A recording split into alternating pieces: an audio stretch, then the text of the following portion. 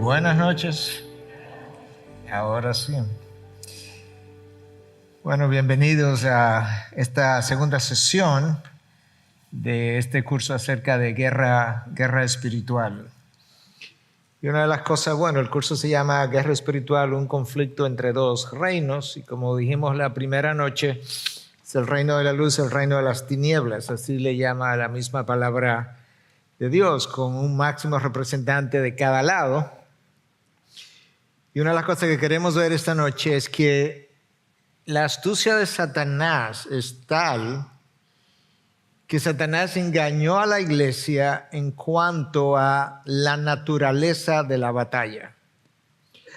A la verdad que mientras más yo reflexiono sobre este tema, más me asombro de que realmente este es un enemigo extremadamente astuto, porque incluso llevó a la iglesia, sobre todo en un sector de la iglesia, la llevó a pelear una batalla que él no estaba librando. Una batalla, una guerra espiritual de la cual la palabra de Dios habla y donde él ni siquiera estaba peleando en ese campo, por así decirlo, en esa dirección. Y una de las cosas que vamos a ver esta noche es que la batalla espiritual no ha sido, nunca, ni será una lucha de poder. Satanás no tiene cómo pararse delante de Dios a luchar por poder. La batalla siempre ha sido una batalla por la verdad. Y Satanás engañó a la iglesia, y la iglesia latinoamericana en particular, y le hizo creer que esto era una batalla de poder, una lucha de poder, y la gente comenzó a reclamar poder y a ejercer poder y a expulsar demonios y a pisar demonios y a pisar bendiciones y a reclamar bendiciones y a arrebatarle cosas a Satanás. Yo creo que Satanás todo el tiempo estaba como riéndose de la iglesia de Cristo, porque en sí mismo la manera como la iglesia estaba librando la batalla mostraba el engaño de Satanás, porque la engañó con una mentira en cuanto a cómo pelear la batalla. Y por eso en esta noche de eso es que vamos a estar hablando. Nosotros sabemos por la misma palabra que esto no es una lucha de poder. De hecho, los poderes de las tinieblas, hemos hablado de esto en otras ocasiones, quedaron desarmados. Yo no voy a decir inactivados, pero sí desarmados, y quedaron desarmados en la cruz, tal y como la palabra de Dios enseña en Colosenses 2:15, y habiendo despojado a los poderes y autoridades, hizo de ellos un espectáculo público, triunfando sobre ellos por medio de él. La idea en el lenguaje original ahí es la idea como de una procesión, de una marcha que tú tienes al final de una batalla, como se usaba en el primer siglo, bueno, y en siglos anteriores. Cuando tú ganabas una batalla, pues los victoriosos entraban a la ciudad como en procesión, y parte de lo que traían atrás eran aquellas cosas que habían capturado en la guerra. Esto es como más o menos la idea detrás de que hizo un espectáculo público de estos poderes. De manera que ellos quedaron desarmados. Esto no ha sido, es más, ni siquiera en el jardín del Edén fue una lucha de poder, y tampoco lo fue en el desierto cuando el máximo exponente del reino de las tinieblas se enfrentó al máximo exponente del reino de la luz. Ahí tampoco fue una lucha de poder y nunca lo ha sido. Es una batalla por la verdad. De hecho, el mismo Pablo nos enseña en el libro de Romanos, capítulo 1, algo que nosotros hemos comentado, hablado, enseñado en otros contextos, y es que el problema del hombre es que cambió la verdad de Dios por la mentira, y cuando el hombre hizo eso, entonces terminó adorando la criatura en vez del creador. Y cada vez que el hombre, cada vez que tú y yo, porque tú y yo continuamos haciendo eso, cambiamos la verdad de Dios por la mentira, nosotros lo que hemos hecho es que hemos creado un ídolo, y detrás de cada ídolo hay una mentira que tú y yo hemos abrazado. Esos ídolos son múltiples y forman parte de la guerra espiritual, porque cuando tú estás adorando un ídolo, tú no estás adorando al Dios verdadero. Cuando no estás adorando al Dios verdadero, no puede tener ni sus bendiciones, ni su protección, ni su guía, ni puede descubrir su voluntad, ni puede vivir en paz, de manera que al final tú eres como una víctima de la guerra, eres una víctima de la batalla, no lo sabes, pero te está autodestruyendo, es como si te estuviera disparando a ti mismo. Y lo que has hecho es otra vez cambiar la verdad de Dios por la mentira. Y esa es la naturaleza de la batalla. La mentira en Génesis 3 trajo la esclavitud. Y para deshacer lo que Satanás hizo en Génesis 3, Dios se encarnó y vino y representó literalmente la verdad encarnada. De manera que Génesis 3 tenía que ser deshecho por todo lo opuesto de lo que ocurrió allí. ¿Qué ocurrió allí? Era el cambio de la verdad de Dios por la mentira. ¿Cómo vamos a librar esa batalla? Tenemos que enviar, por así decirlo, la verdad a ese mundo para que la conozcan, de manera que Él pueda deshacer las obras del diablo. Y eso es exactamente como la palabra habla acerca de la lucha en la que tú y yo estamos. Escucha a Cristo hablando en Juan 8:44. Ustedes son de su padre el diablo y quieren hacer los deseos de su padre. Él fue un asesino desde el principio y no se ha mantenido en la verdad. ¿Notaste? O sea, él estaba en la verdad cuando lo crearon. El problema de él es que él no se mantuvo en la verdad, claramente mostrando dónde que ha estado el problema. Él no se ha mantenido en la verdad porque no hay verdad en él. Cuando habla mentira, habla de su propia naturaleza, porque es mentiroso y el padre de la mentira. De tal forma que Satanás nunca podrá hablarnos una verdad porque su naturaleza es la mentira, tal y cual este texto dice. Cuando habla mentira, habla de su propia naturaleza. Si Satanás alguna vez te dice alguna verdad, lo está haciendo con la intencionalidad de engañarte y eso lo convierte en una mentira. Él te está vendiendo la idea como que él quiere bendecirte, él quiere ayudarte o quiere de alguna manera ayudarte a disfrutar algo de la vida, algo que parece bueno, y pudiera ser bueno en sí mismo, y esa es como la verdad, pero detrás de la verdad hay una mentira. Y eso es exactamente lo que Cristo nos está enseñando. Él es un asesino desde el principio, pero cuando habla de ese principio nos dice que el problema fue que él no supo mantenerse en la verdad. Entonces la verdad tiene frutos y la mentira tiene frutos. Los frutos de la verdad es una vida de plenitud. Y yo creo que nosotros tenemos que examinar nuestras vidas a la luz de esa gran verdad. Yo he venido para que tengan vida y tengan vida en abundancia. Esa plenitud de vida es posible porque fue comprada para nosotros, pero la plenitud de vida depende de cuánto yo viva en la verdad. Y asimismo, la carencia de plenitud de mi vida depende de cuántas mentiras yo haya abrazado, cuánto de esas mentiras abrazadas yo estoy viviendo, cuánto yo he creído, porque la verdad tiene frutos, la mentira tiene frutos y los frutos son naturales. No hay ni siquiera como que ir a cultivarlos. Si yo abrazo la verdad, yo tengo frutos naturales de haberla abrazado. Si yo abrazo la mentira, yo tengo frutos naturales de haber abrazado la mentira. Y literalmente la plenitud o la pobreza de vida está directamente relacionado a que yo he abrazado, que yo he creído. Ok. Yo estoy diciendo aquí que la mentira es la bazooka de Satanás. Algunos de ustedes conocen, ¿verdad? Lo que es, o todos quizá conocemos lo que es una bazooka. Es una arma poderosa, es un arma que tú puedes cargar en los hombres. Bueno, quizá nosotros no podemos, pero alguien entrenado y puede literalmente hacerle daño a un tanque de guerra. ¿Te imaginas el poder que tiene? Entonces, cuando nosotros unimos a la palabra de Dios, la palabra de Dios nos revela en 1 Juan 5:19 que el mundo entero está bajo el poder del enemigo. El mundo entero está bajo el poder del enemigo. Sin embargo, nosotros no vemos el mundo con manifestaciones satánicas continuamente. ¿Y cómo es que está bajo el poder del enemigo? sin que nosotros estemos viendo manifestaciones satánicas, sin que nosotros estemos viendo posesiones demoníacas continuamente. La mayoría de los que estamos aquí no ha visto nunca una posesión demoníaca y la mayoría de los que estamos aquí nunca va a haber una posesión demoníaca. De manera que cuando Juan escribe esto, no se está refiriendo al poder de Satanás como algo que tiene que ver justamente con manifestaciones de poder, no. Porque es cierto que el mundo está bajo el poder de Satanás, pero es porque el mundo ha comprado sus mentiras. Y ese es el poder. El poder que Satanás ejerce sobre ti radica en la mentira que tú crees. Ahora, alguien pudiera decirnos o decir, bueno, pastor, yo no creo que yo he comprado mentiras. La realidad es que todos nosotros hemos comprado mentiras. La única diferencia es cuántos. Número uno, cuántas mentiras hemos comprado, el tamaño de las mentiras y luego cuántas de esas mentiras la hemos llevado a vivir. Cuando yo pienso que yo necesito lucir de una manera para tener identidad o tener valor, yo compré una mentira.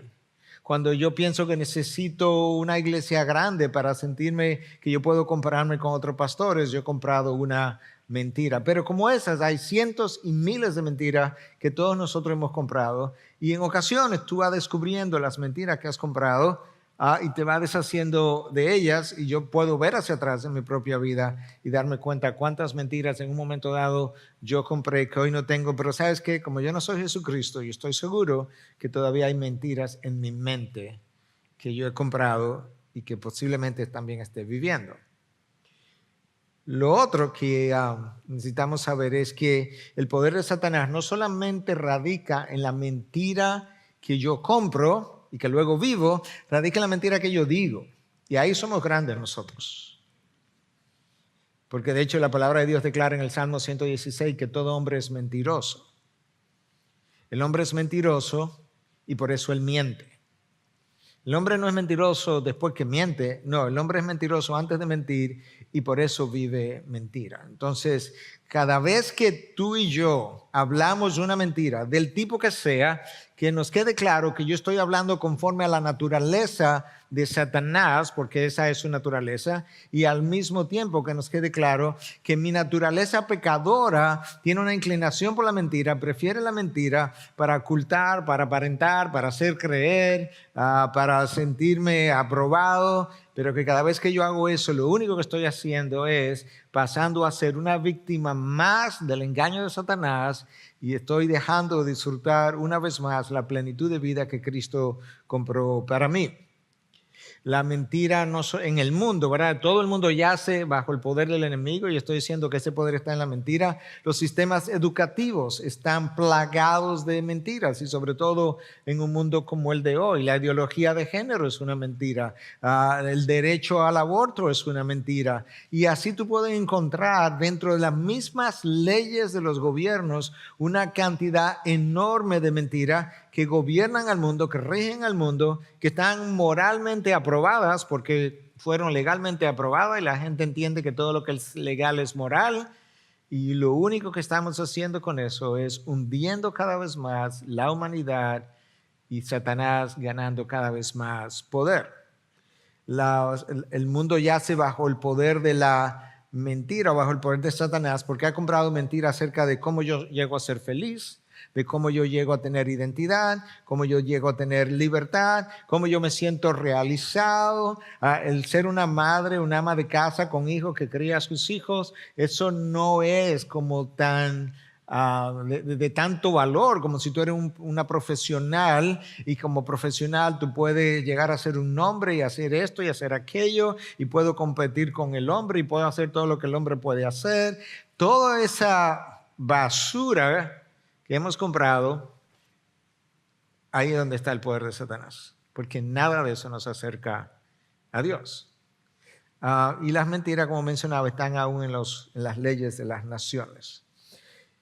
Mira si la mentira tiene poder, que cuando Dios decide o decida en el futuro juzgar al hombre, no sé si estamos ahí ahora mismo, porque las cosas que estamos viendo son tan irracionales en la sociedad que quizás estamos ahí. Cuando Dios decida juzgar al hombre de una manera como final, ¿Tú sabes cómo lo va a hacer? Antes de todo, no es haciendo llover fuego del cielo, no es con otro diluvio. Él les va a permitir que crean una mentira. Escucha cómo lo dice 2 Tesalonicenses 2, del 9 al 12. La venida del impío, eso es el anticristo, será conforme a la actividad de Satanás, el anticristo y Satanás, con todo poder y señales y prodigios mentirosos. ¿Tú dónde está el poder? Su poder está en los prodigios mentirosos y con todo engaño de iniquidad para los que se pierden. ¿Por qué? Porque no recibieron el amor de la verdad para ser salvos. Por esto Dios le enviará un poder engañoso para que crean en la mentira, a fin de que sean juzgados todos los que no creyeron en la verdad, sino que se complacieron en la iniquidad. El juicio del hombre, el juicio de la humanidad, el juicio final comienza por el envío de un poder engañoso. Justamente porque cuando Dios le envió la verdad, ellos no tuvieron amor por la verdad para ser salvos. Y Dios dice, ok, como el mundo disfruta tanto la mentira, ha amado tanto la mentira, ahora yo les voy a enviar un espíritu de mentira para que sean juzgados todos aquellos que no creyeron en la verdad. Literalmente, eso es lo que... No sé si lo vamos a ver más adelante porque hay algunas clases que yo he dado para el seminario que no estoy seguro que las voy a traer aquí, pero por eso me voy a adelantar. Pero en un momento dado, cuando el reino del norte y el reino del sur en Israel estaban divididos ya en pugna, el rey del norte quería hacer una asociación, una unión, una alianza es la palabra, con el reino del sur, con Josafat. Y entonces los profetas de Baal habían convencido acá que le iba a ganar la guerra. Y entonces cuando van de Josafat, Josafat dice, pero antes de ir a la guerra, no hay un profeta de Dios aquí que pueda ser consultado. Acá, en buen dominicano, ese barbarazo, dice, sí hay uno. O sea que tú sabes que los tuyos no son profetas de Dios y los tienes. Porque la pregunta es, pero ven acá, ¿no hay un profeta de Dios que podamos consultar? Y decir, sí hay uno. Bueno, pues vamos a hablar con él. Bueno, a mí no, yo lo detesto. Y yo lo detesto porque él siempre profetiza lo malo contra mí. O sea que tú no quieres oír la verdad. Tampoco quieres oír de Dios. Tú quieres que te profeticen, aunque sea la mentira, la ilusión, para sentirte bien. ¿Sabes qué? Josafat dice, no, pero mándalo a buscar. Ahí viene Micaías.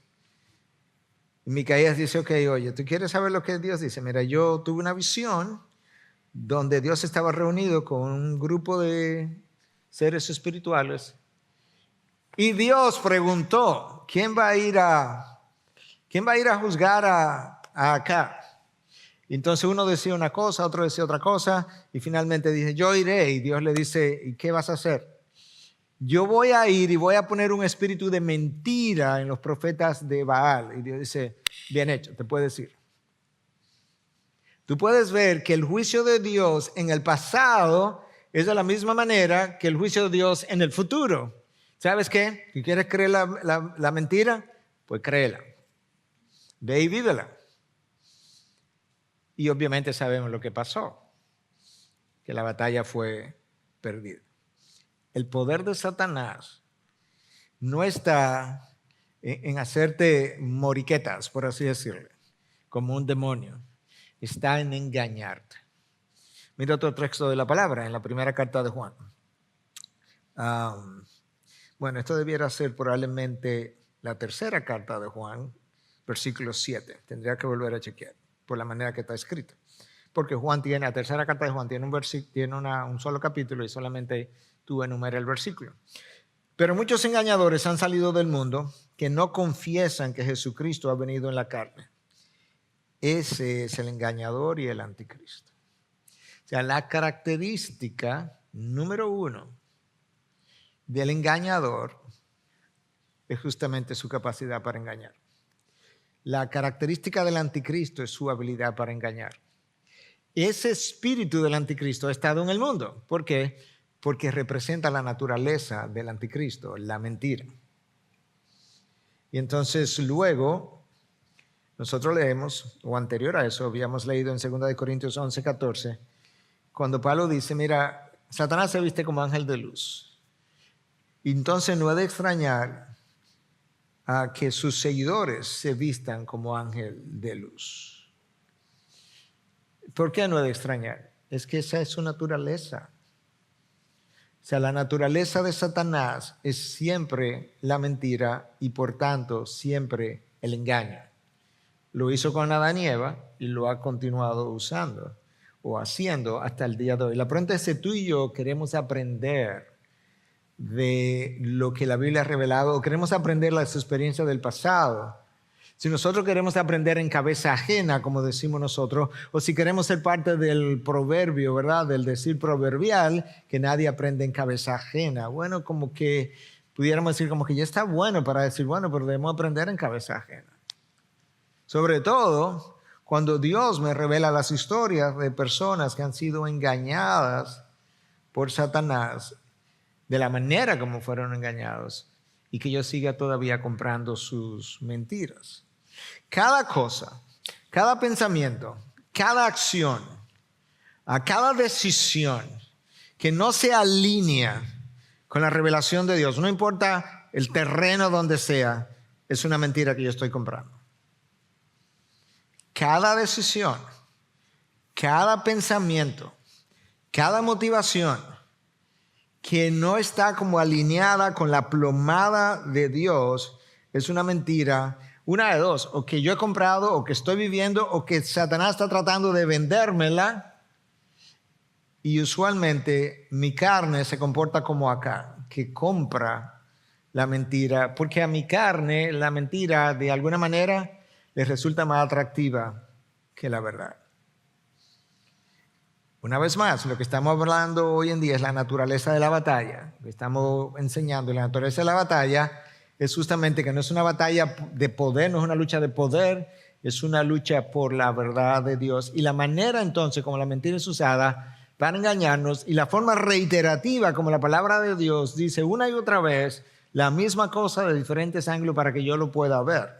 Mira lo que dice Mateo 24, 24, pero se levantarán falsos cristos y falsos profetas y mostrarán grandes y señales y prodigios para así engañar, de ser posible, aún a los escogidos. Este texto tácitamente nos está diciendo a nosotros que si Dios no hiciera algo y no interviniera, aún nosotros los escogidos fuéramos engañados. Como lo vemos aún en la palabra de Dios. En la palabra de Dios tú ves gente de Dios engañada, literalmente. Tú ves a un Pedro engañado en un momento dado, cuando habiendo recibido revelación especial, habiendo tenido una visitación especial de parte de Dios, Dios le muestra que los judíos y los gentiles ya eran un solo pueblo, que no había diferencia entre uno y otro, y luego él no se quiere juntar con los judíos. Él compró la mentira otra vez, o sea, él se deshizo de la mentira y volvió y la compró, porque temía el rechazo de los hombres. ¿Te das cuenta cuán fácilmente nosotros compramos dichas mentiras?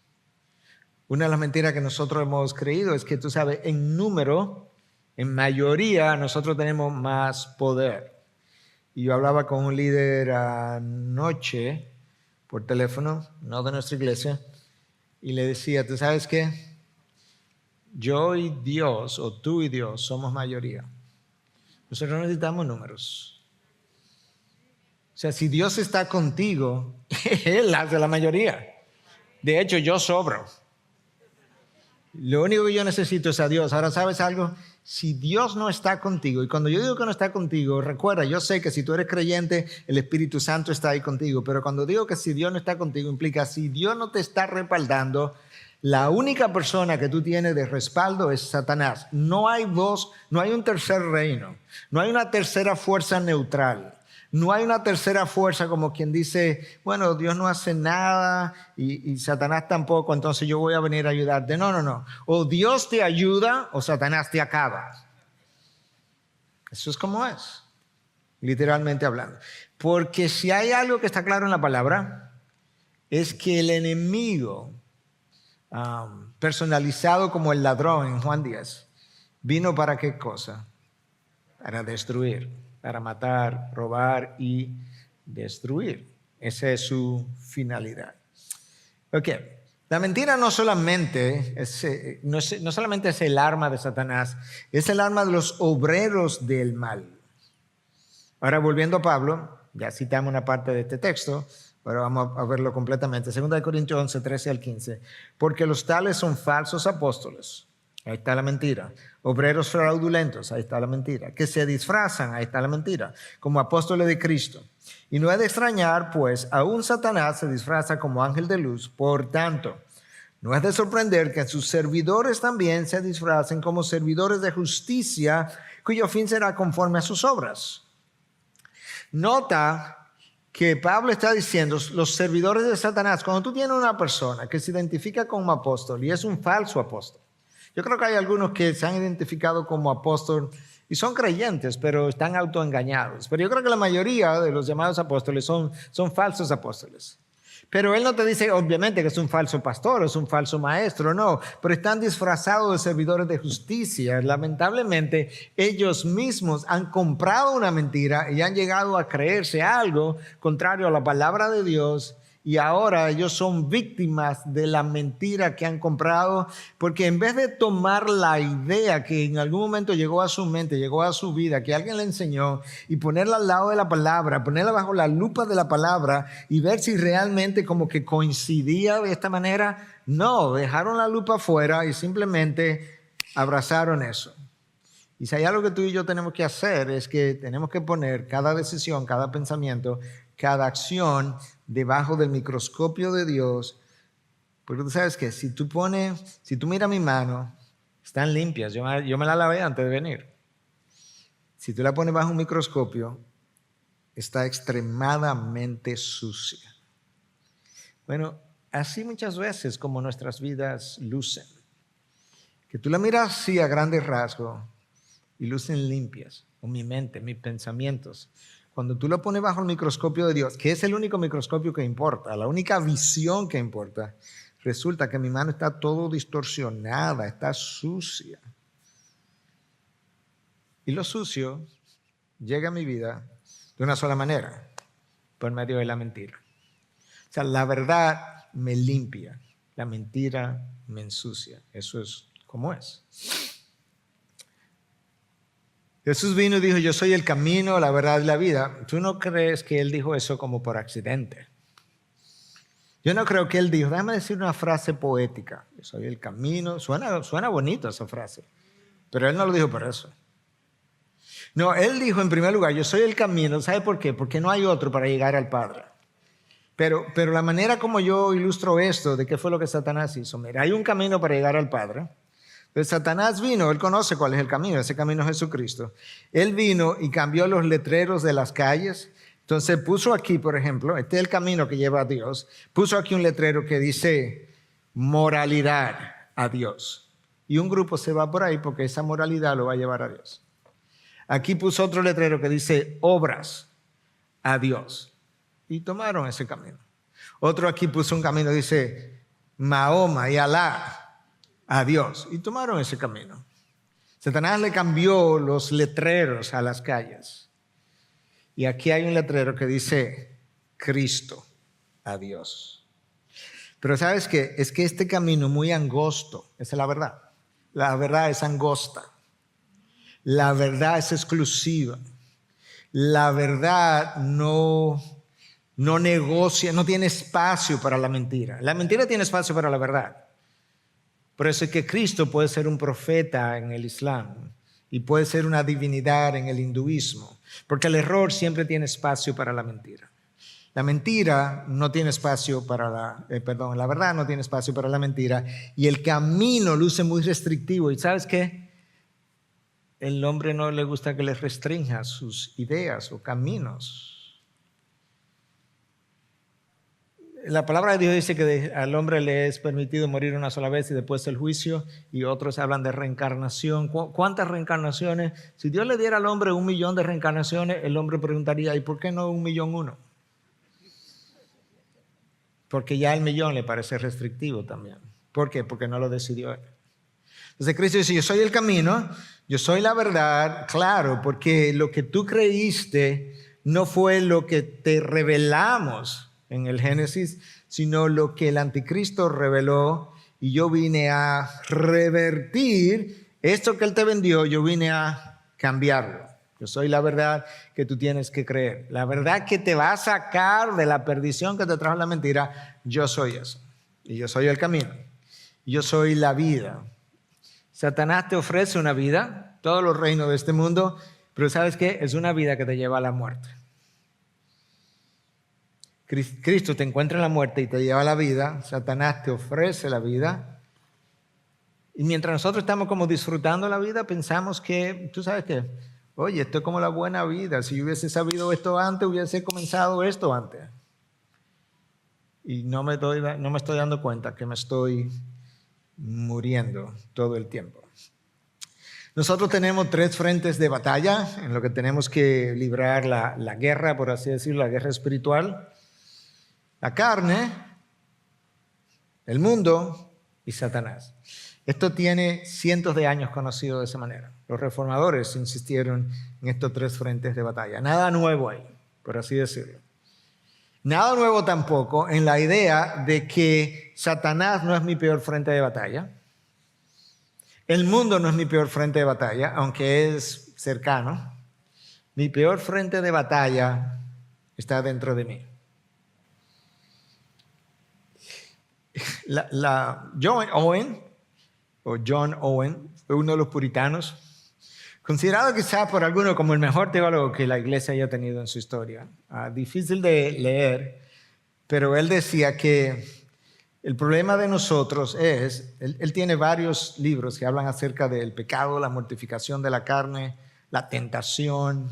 De hecho, hay una trilogía puesta junta de 3 de sus obras. Y él decía que el problema de nosotros es que nosotros tenemos que luchar contra un enemigo, pero resulta que el enemigo soy yo. O sea, yo tengo que luchar contra un enemigo que soy yo mismo. Es como si yo tuviera que matarme a mí mismo. Bueno, eso fue lo que Cristo dijo, que tú tienes que morir para vivir. Y yo creo que ahí es donde estaba como la sabiduría de Owen, ayudando a entender esto. Mira lo que dice Pedro en su primera carta 2:11. Nosotros lo vimos hace poco, hace varias semanas atrás. Amados, les ruego como extranjeros y peregrinos que se abstengan de las pasiones carnales que combaten contra el alma. Ese lenguaje, cuando vimos eso en un sermón reciente, dijimos que la palabra ahí está traducida como combatir, combaten a propósito, porque la idea es que la forma como mis pasiones carnales pelean contra mí es como si fuera una guerra, como si estuviéramos en combate. Tú me das y yo te doy, tú me das y yo te doy, por así decirlo. Por eso es que Pablo habla de que él mortificaba su cuerpo, disciplinaba su cuerpo dependiendo de la traducción que tú tengas. Pablo entendía eso. Owen escribió un libro, La mortificación de la carne, precisamente para ayudarnos a entender en qué que eso consiste, cómo que se hace.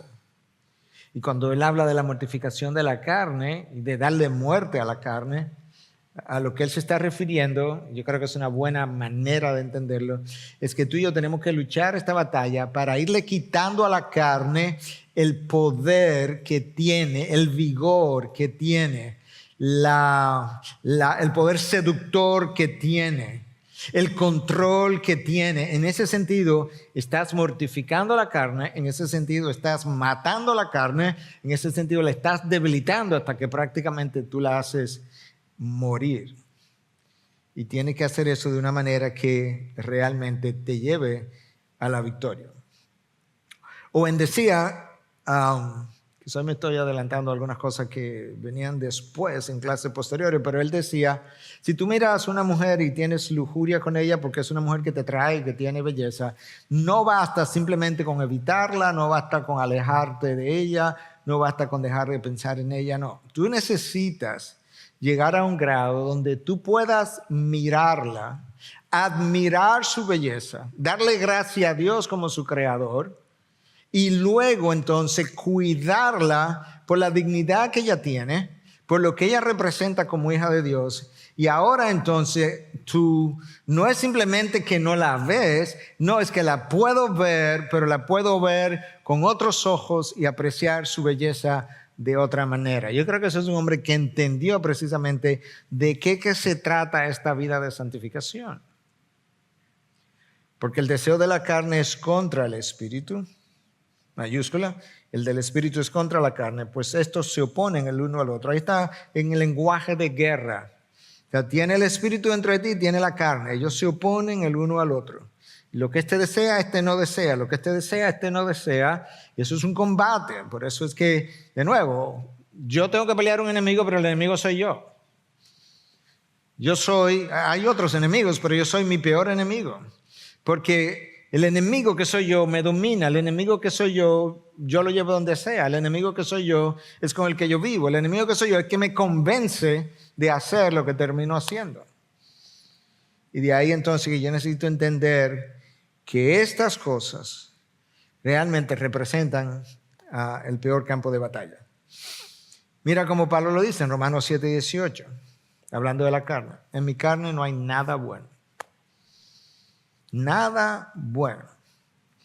Y Pablo nos dice, no solamente que la carne es como mala, por así decirlo. Cuando digo mala me refiero a que desea la iniquidad. No solamente la carne desea la iniquidad, es que cuando la carne desea hacer el bien, no tiene el poder para hacerlo. O sea que yo puedo tener deseo de leer la palabra, pero yo no tengo el poder de leer la palabra. Yo puedo tener el deseo de amar la palabra, pero yo no tengo el poder de amar la palabra. Y entonces, bueno, como Dios sabía eso, dijo, yo voy a poner la tercera persona de la Trinidad, ¿quién pone en nosotros el querer y el hacer? La carne ni el querer tiene. El Espíritu Santo no solamente crea en ti nuevos deseos para querer hacerlo bien hecho y lo santo y lo que agrada a Dios, sino que te dice, mira, no solamente te voy a dar el deseo, te voy a dar el poder para que lo haga, pero ¿sabes qué? Tú tienes que ir a hacerlo. De manera que una vez yo soy hijo de Dios, no tengo excusa para poder decir, bueno, es que la lucha es tan difícil, no es que no lo pueda decir, es que no tengo excusa para decirlo por lo menos. ¿Por qué? Porque yo tengo un poder que es infinito, el poder que levantó a Cristo de entre los muertos, y Dios me dijo, yo sé que tu lucha es horripilante contra el pecado, pero el pecado no es mayor que mi poder. ¿Y cómo lo dice la palabra? Mayor es el que está en ti que el que está en el mundo. De manera que tú tienes el poder de vencer a tu enemigo y de vencer tu carne. Entonces, ¿cuáles son las obras de la carne? Porque cuando vez que nosotros hablamos de las obras de la carne, pensamos obviamente, y eso yo lo he dicho muchas veces, pero obviamente cuando estamos haciendo un curso en una dirección tenemos que volver a ver los mismos pasajes, quizás desde otro ángulo. Cuando nosotros pensamos en las obras de la carne, inmediatamente viene pornografía y inmoralidad y crímenes. No. Las obras de la carne, yo creo que a propósito, están en la palabra puesta de tal manera que las peores estén justo al lado de las que son aceptadas por nosotros, que no son como pecado. Como que no tenemos problema con ellas, porque así es. Míralo aquí, las obras de la carne. Ahora bien, las obras de la carne son evidentes. ¿Verdad? No es muy frecuente que la Biblia como que me defina cosas tan claramente. Las obras de la carne son. No hay muchas oraciones así en la Biblia como que diga, el pecado es. Encuentra una definición en la Biblia de pecado. No hay. Tú la construyes, pero no hay. Pero aquí no me da lugar a especulación. Las obras de la carne son evidentes, las cuales son, otra vez, 2 puntos. Increíble que hasta 2 puntos tienen. Inmoralidad, ok, es un extremo. Impureza, un extremo. Sensualidad, un extremo. Idolatría, un extremo. Hechicería, un extremo. Ahora viene lo que a nosotros como que no nos molesta. Enemistades, pleitos, celos, enojos, rivalidades, disensiones, sectarismo, envidia, debió haber estado ahí en rojo, Y ahora otra vez vamos a ponerte el otro portalibro con cosas extremas, borracheras, orgías y cosas semejantes, contra las cuales os advierto, como ya os lo he dicho antes, que los que practican tales cosas no heredarán el reino de Dios. Wow. El primer portalibro, una serie de pecados de la carne que son extremos: inmoralidad, impureza, hechicería, brujería, idolatría. Luego las obras de la carne que tú y yo aceptamos como buena y válida, o por lo menos aceptable, no es tan grave eso. Y luego el otro portalibro, vamos a poner cosas extremas otra vez: borracheras, orgías. Y entonces dicen cosas semejantes. Wow. Ahora, si hay algo que yo aprecio mientras más yo estudio la palabra, es lo sabiamente que está inspirada. Porque yo no sé si tú recordarás, pero lo vas a recordar, si no lo recuerdas, lo vas a recordar tan pronto yo lo mencione, que inmediatamente después, no 3 versículos después, no un capítulo después, el próximo versículo me dice: pero el fruto del Espíritu es. O sea, si tú tienes alguna duda de cuál es el contraste entre las obras de la carne y las obras del Espíritu, te lo vamos a poner uno al lado del otro. Entonces hasta el 21 son las obras de la carne. 22 y 23, el fruto del Espíritu. Compáralo a ver cuál de esos frutos en la guerra espiritual tú estás produciendo. Es amor, es gozo, es paz, es mansedumbre, bondad, benignidad, hasta llegar a dominio propio. Contra tales cosas no hay ley. En otras palabras, tú no necesitas la ley si tú tienes esos frutos. No, tú vas a querer andar en la ley, precisamente. Entonces tú puedes ver, el problema de nosotros es nuestra carne. Nosotros necesitamos santificar nuestras emociones humanas antes que ellas te sacrifiquen a ti. Pero tenemos emociones humanas. Yo tengo emociones humanas. Y tengo emociones humanas que no son santificadas. Pero ellas tienen que ser santificadas, porque de lo contrario, ¿sabes qué? Ellas me van a sacrificar a mí. Entonces ahora Santiago recoge alguna de esas obras de la carne que Pablo menciona, como celos amargos, ambición personal en su corazón, orgullo, no sean arrogantes y mientan así contra la verdad. Tú ves el énfasis aquí continuamente en la palabra: verdad, mentira, verdad, mentira, verdad, mentira. Esta sabiduría no es la que viene de lo alto, sino que es terrenal, natural, diabólica.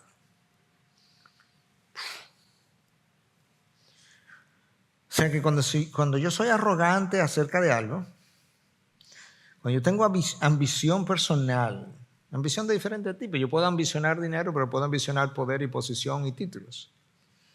Cuando yo tengo celos amargos, eso es diabólico. Eso no es simplemente de que, bueno, él es un mal genioso. Puede ser que él sea mal genioso.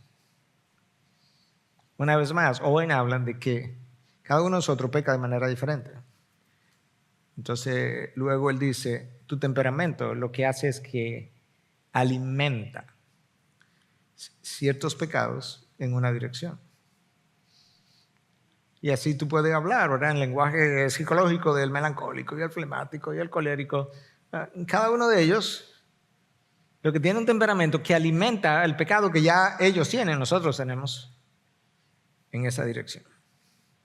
Entonces escucha cuál es el resultado final. Porque donde hay celo y ambición personal, allí hay confusión y toda cosa mala. Y la confusión te lleva a decisiones erradas y la decisión errada te lleva a la destrucción. Segundo campo de batalla, el mundo. Y esa es la razón por la que la palabra habla tantas veces del mundo, del mundo, del mundo. A veces la palabra habla del mundo como el cosmos, el mundo físico en el que tú y yo vivimos, pero muchas veces no es del cosmos que está hablando. El mundo es la corriente de pensamiento, cómo se vive, el estilo de vida, el pecado del mundo. Y ese es el caso aquí en Romanos 12:2. Y no se adapten a este mundo, sino transfórmense mediante la renovación de su mente para que verifiquen cuál es la voluntad de Dios, lo que es bueno, aceptable y perfecto. O sea, no te adaptes. Sin embargo, nos hemos adaptado muchísimo al mundo, hasta el punto que nos sentimos más o menos cómodos con el mundo.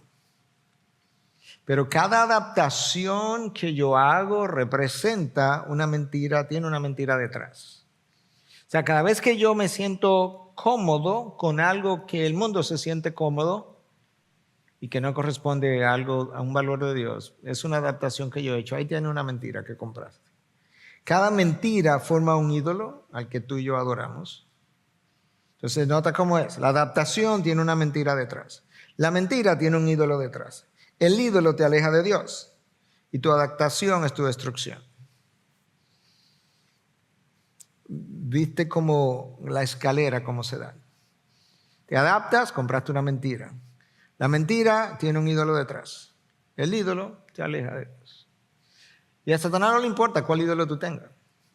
A Satanás no le importa si el ídolo eres tú como persona, si es tu felicidad, si es tu tranquilidad, si es tu paz, si es mi nombre, yo puedo hacer un ídolo de mi salud y alguien pudiera decir, pastor, pero no es bueno tener salud. Bueno, siempre y cuando no sea un ídolo.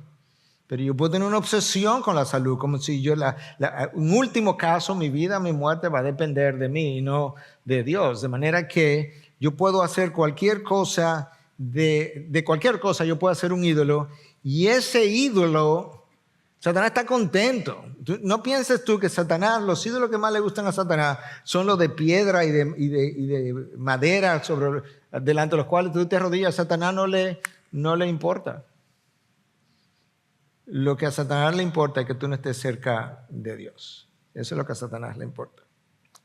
Entonces, la verdad detrás de la mentira. Yo creo que eso es una buena frase. La verdad detrás de la mentira. El mundo vive engañado. Y el mundo te vende su engaño. El problema es que el mundo no sabe que está engañado. Pero lo que el mundo te vende, te lo vende, pero él no sabe que está engañado. Y eso es algo que tú compras como bueno, agradable y perfecto para ti. ¿Viste el juego de palabras? La voluntad de Dios es buena, agradable y perfecta. Ahora yo la cambié a propósito, porque el mundo te vende su engaño, está autoengañado, te vende su engaño, y el engaño del mundo a ti te parece bueno, como la fruta del jardín, agradable, que pareció buena a Eva, la fruta le fue agradable a los ojos, y casi perfecto o perfecto para ti. Y Pablo dice, ¿sabes qué? Tengan cuidado a los colosenses, que nadie los haga cautivos por medio de su filosofía y vanas sutilezas, cosas que no parecen dañinas, cosas que no parecen como destructoras, según la tradición de los hombres, conforme a los principios elementales del mundo y no según Cristo. Pablo nos está diciendo, el mundo tiene ideas, filosofías, vanas sutilezas, que no te engañes. Tú ves que el poder está ahí, en el engaño. No te dejes engañar, porque si te dejas engañar, va a terminar en la destrucción. Una más acerca del mundo. Recuerda que son 3 campos de batallas. La mentira del mundo repele la verdad de Dios. Juan 15, 19. Cristo hablando. Si ustedes fueran del mundo, el mundo amaría lo suyo. Pero como no son del mundo, sino que yo los escogí de entre el mundo, por eso el mundo los odia. O sea, el mundo nos odia porque nosotros representamos el otro reino. Porque nosotros somos luz y ellos son oscuridad. Y la oscuridad, como que la luz le hace daño. El mundo nos odia porque cuando nosotros representamos la mentira, nuestra mentira le recuerda a ellos cuando nosotros representamos la verdad, nuestra verdad le recuerda a ellos la mentira en la que ellos viven, que para ellos es la verdad.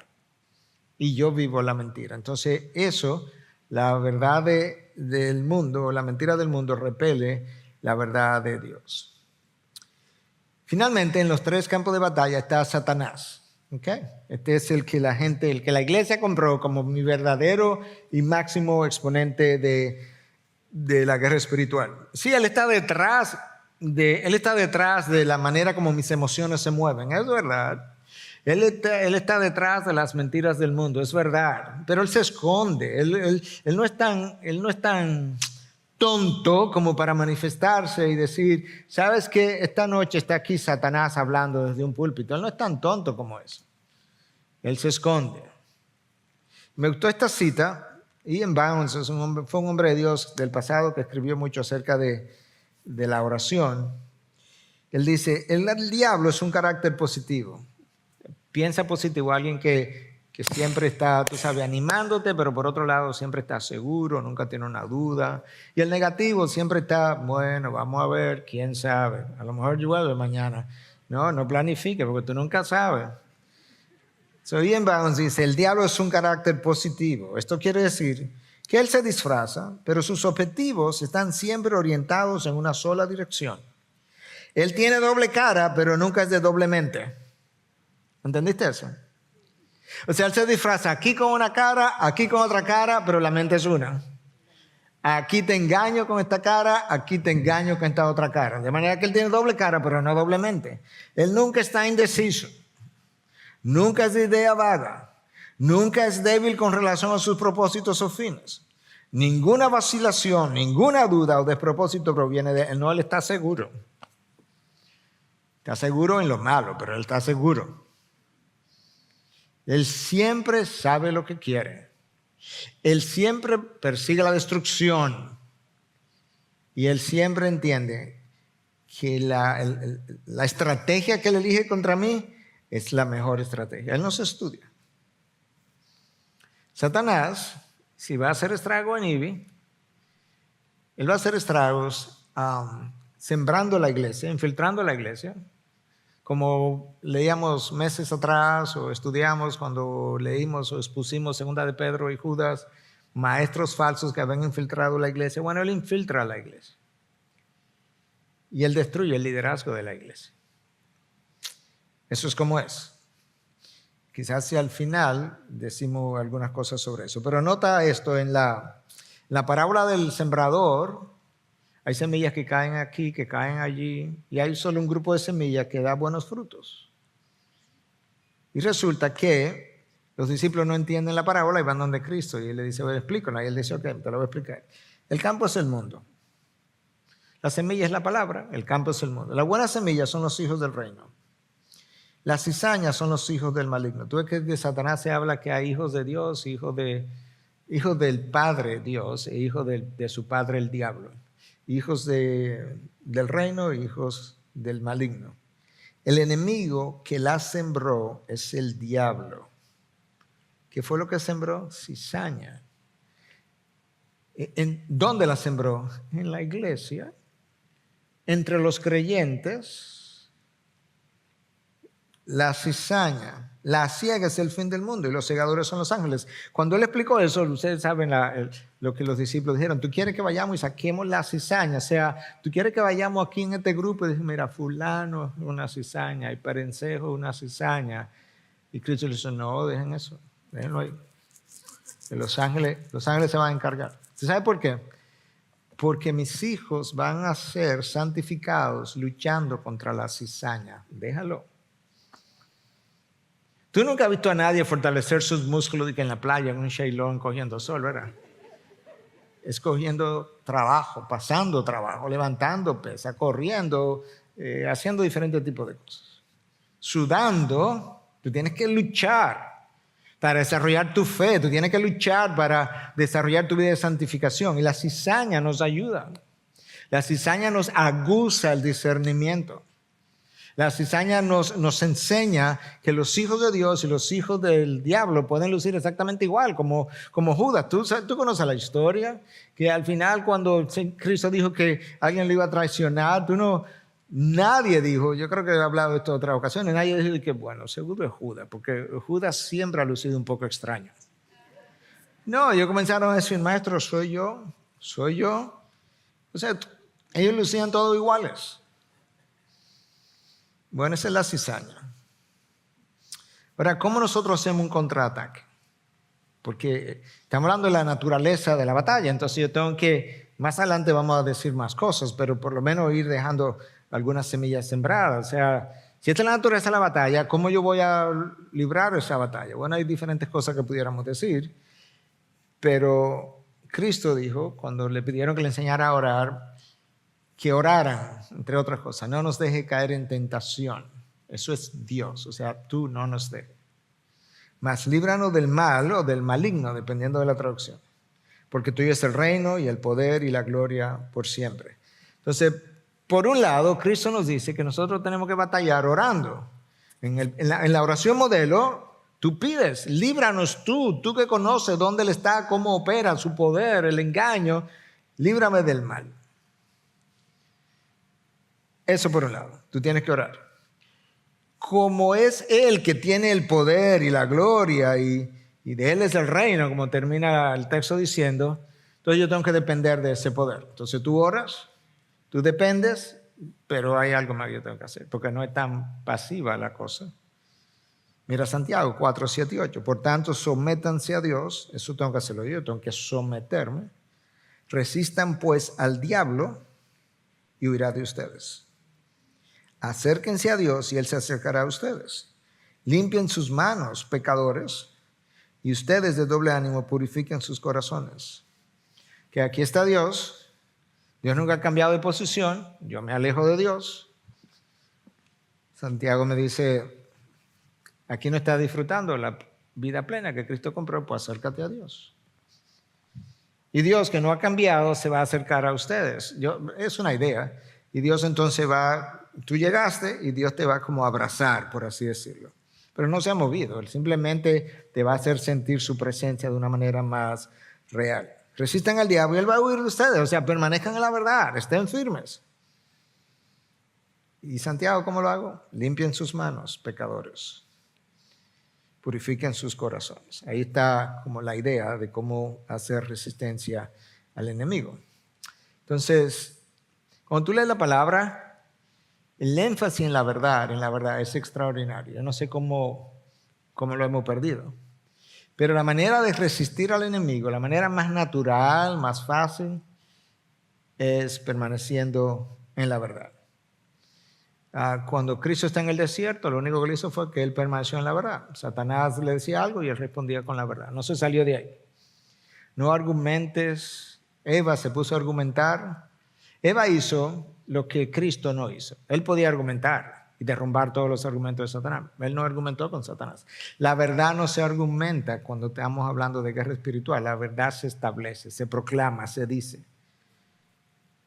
Yo tengo que hablarme verdad a mí mismo. Hermanos, ¿cuántas veces, cuántas mentiras nos creemos nosotros? ¿Cuántas mentiras comenzamos a dialogar con nosotros? No, porque mi esposa, no porque mi esposo, no porque mi hijo, no porque el pastor fulano, no porque el pastor Perecejo, no porque él no me dijo, porque él debió haberme dicho, no porque él me llamó, no debió haberme llamado, no porque él tampoco me invitó, pero invitaron a fulano.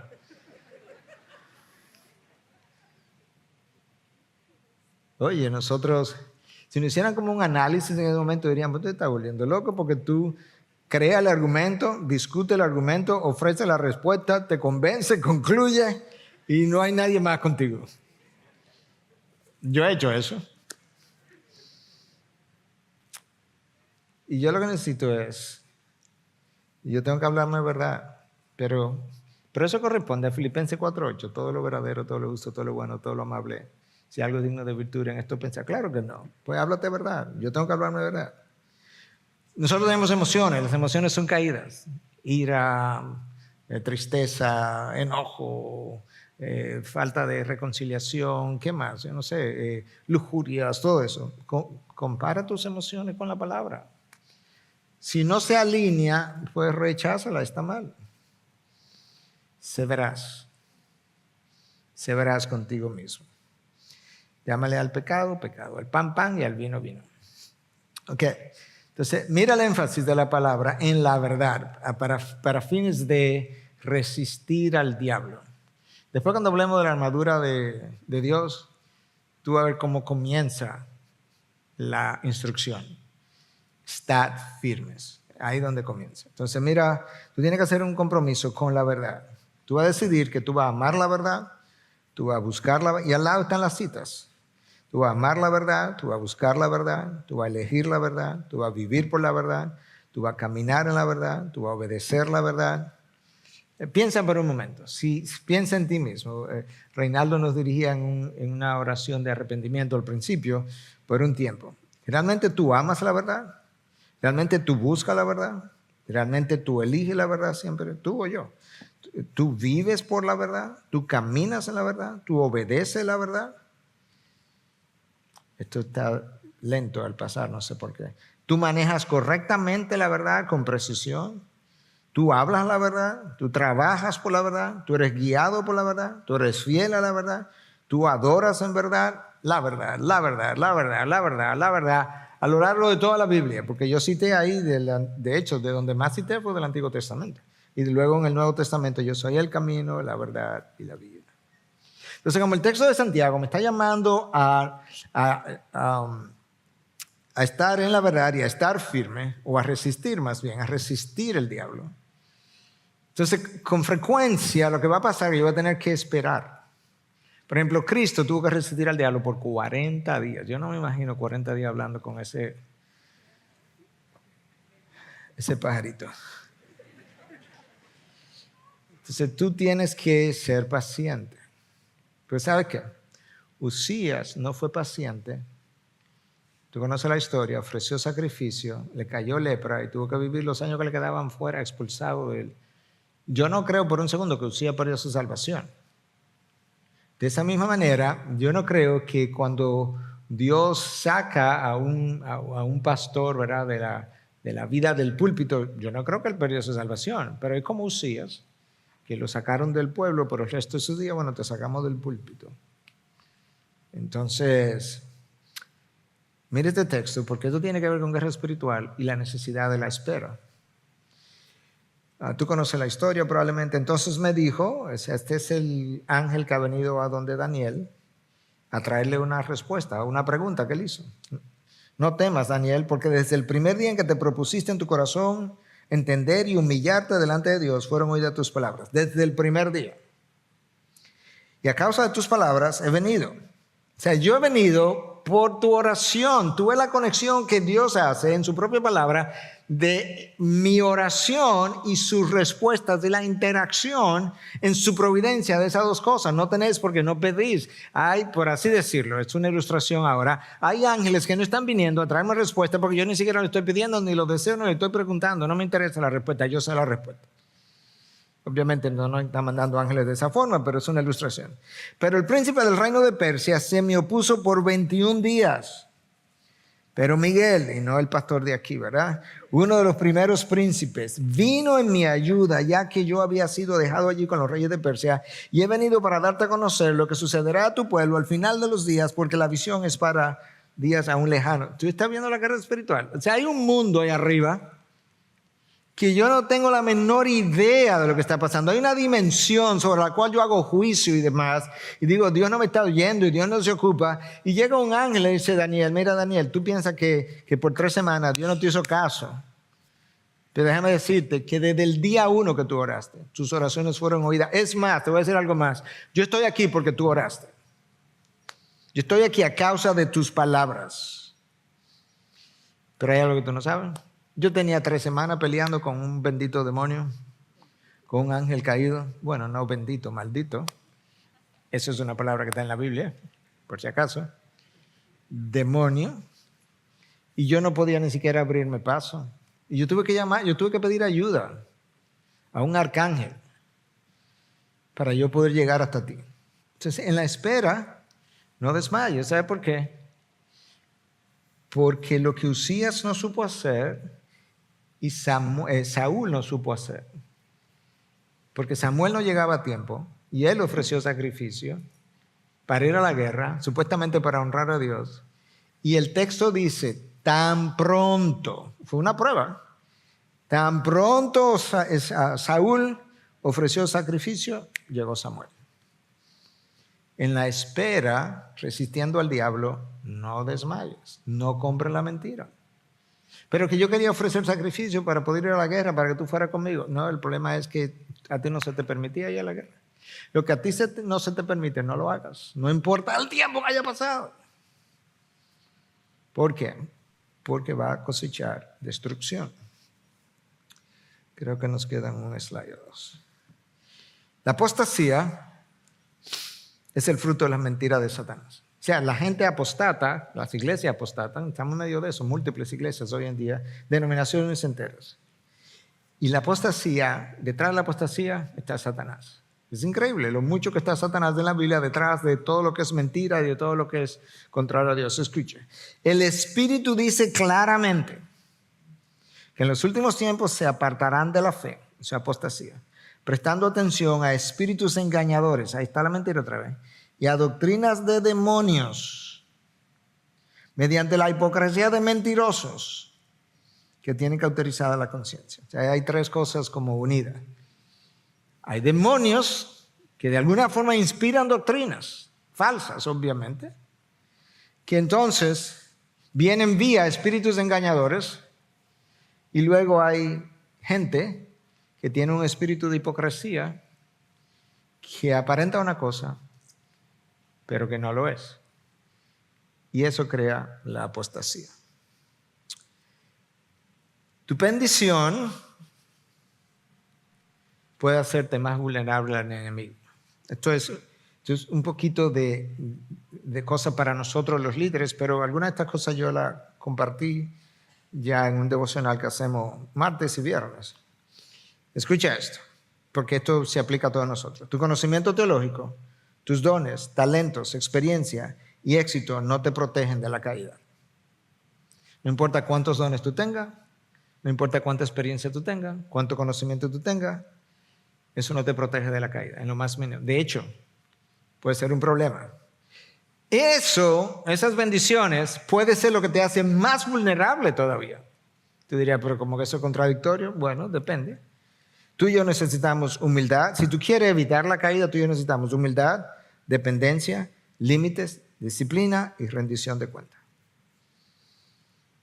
La ausencia de estas características te hace una persona de alto riesgo. La ausencia de humildad, la ausencia de límite, la ausencia de disciplina y la ausencia de rendición de cuentas te hace una persona de alto riesgo. Esa es la razón, me voy a adelantar a decir algo que pienso decirle el sábado a un grupo de líderes, pero que ya se lo dije en un devocional de la iglesia.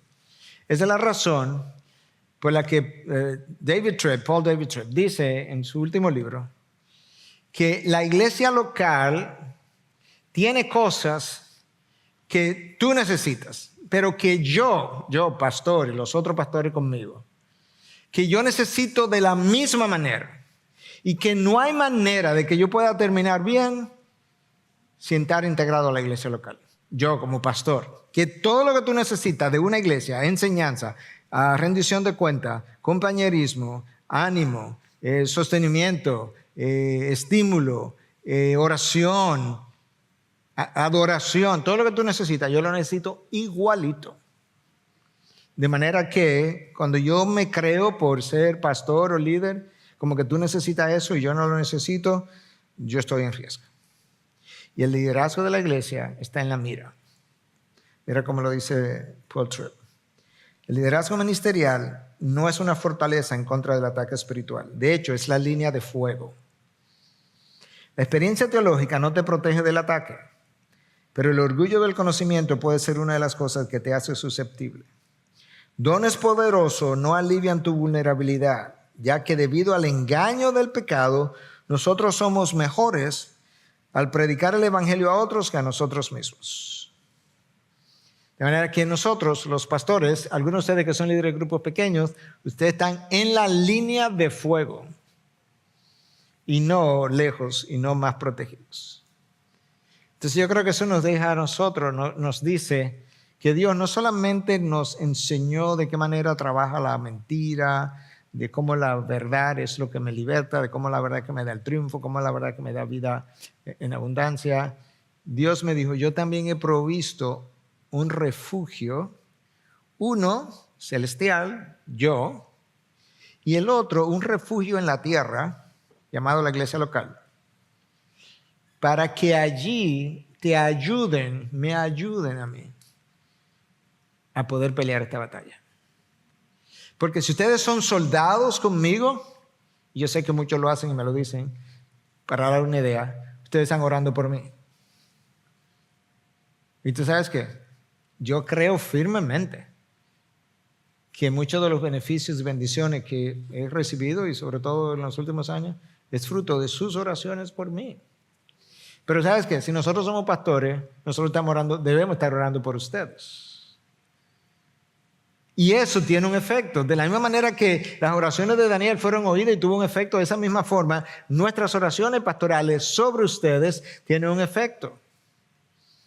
Nuestra rendición de cuentas sobre ustedes tiene un efecto. Cuando alguien de ustedes viene y me hace rendir cuentas sobre algo, lo cual ha pasado a lo largo de los años, no mucho, pero ha pasado de parte de ustedes, sabe que siempre te lo he agradecido. ¿Por qué? Porque yo estoy aquí para cuidar, pero yo estoy aquí para que me cuiden. ¿Por qué? Porque esta es la iglesia local, esta es la enfermería de Dios.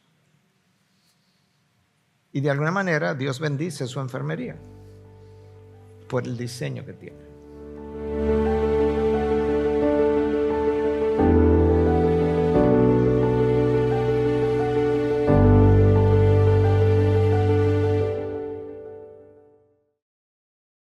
Gracias por acceder a este recurso. Espero que haya sido de gran bendición para tu vida. Te sugiero que te suscribas a este canal de forma que tú puedas recibir notificación la próxima vez que hayamos subido un nuevo recurso que pueda servirte de instrucción y bendición.